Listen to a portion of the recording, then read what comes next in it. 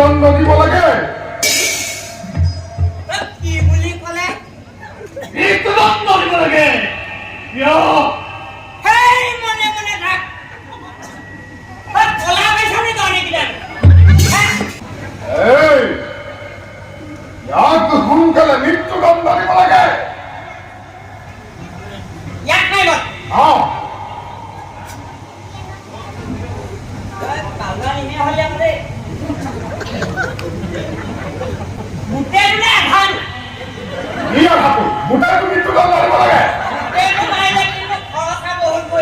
যিমান খৰচা হয় মহাৰাজে গ্ৰহণ কৰিব